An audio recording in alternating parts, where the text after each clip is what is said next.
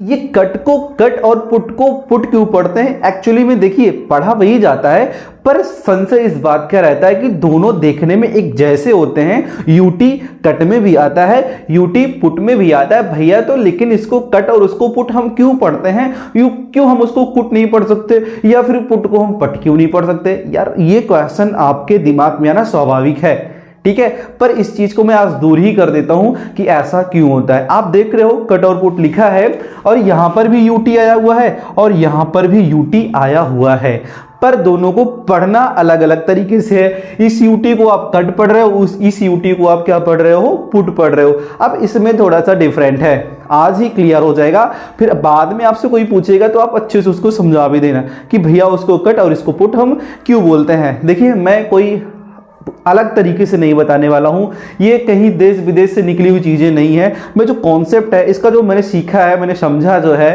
मैंने जो पढ़ा है, उसमें से निकाल करके मैं आपको बता रहा हूं कि इसको ऐसा हम क्यों पढ़ते हैं, ठीक है। तो ध्यान दीजिए, सबसे पहले मुझे लिखना पड़ेगा A to Z, ठीक है,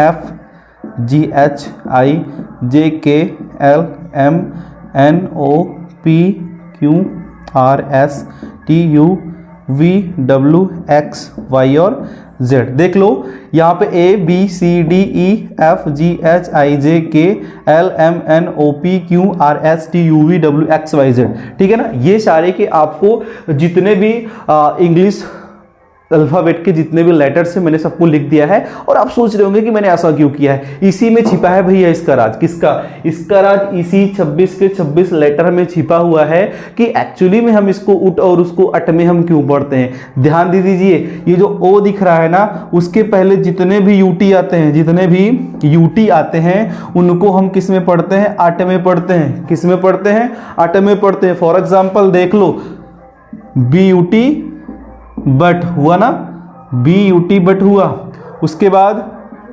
सी यूटी कट हुआ, उसके बाद एन यूटी नट हुआ। अब यहां पर देख लीजिए, एन भी ओके पहले आया है और यहां पे बी भी ओके पहले आया है और ये सी भी ओके पहले ही आया है। इसलिए जितने भी ओके पहले यूटी वाले आपको शब्द देखने को मिलते हैं उनको हम अट में प्रोनाउंसिएशन करते हैं, मतलब को इसका उच्चारण हम अट में करते हैं। आई होप कि आपको अब चीजें समझ में आ रही होंगी।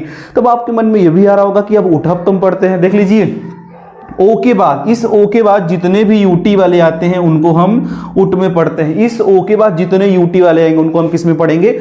उट में पढ़ेंगे। जैसे यहीं से स्टार्ट कर दो, आउट, क्या हो जाएगा? आउट। देखो ओ से मिलकर के बना है ना, आउट। उसके बाद और क्या हो सकता है? यहां पर ये देख लीजिए, क्या था? पुट था। हुआ ना कॉन्सेप्ट क्लियर कि हम कट और पुट कैसे अंतर पैदा करते हैं, कैसे देखने को मिलता है इसमें। अब ध्यान दे दीजिएगा, ओ के पहले जितने भी यूटी आते हैं उनको अट में पढ़ते हैं, यानी कि देखो बट हो गया, कट हो गया, नट हो गया, इसलिए कट को कट पढ़ा जाता है। और ओ के बाद जितने भी यूटी वाले आते हैं उनको हम उट में पढ़ते हैं, जैसे आउट हो गया और पुट हो गया। और आपके मन में अगर कोई और यूटी वाले हो तो उनको कमेंट बॉक्स में मेंशन जरूर कर लीजिएगा, मैं भी, ताकि उसको देख सकूं, ठीक है। तो ये रहा आज का कट और पुट का कॉन्सेप्ट। आई होप कि आपको समझ में आया होगा, ठीक है। यदि आपको समझ में आया है, वीडियो अच्छा लगा है तो लाइक कर दीजिएगा, चैनल पर नए हैं तो सब्सक्राइब कर दीजिएगा और आप बेल आइकन को दबाना बिल्कुल मत भूलिएगा। मिलते हैं नेक्स्ट वीडियो में, तब तक के लिए जय हिंद।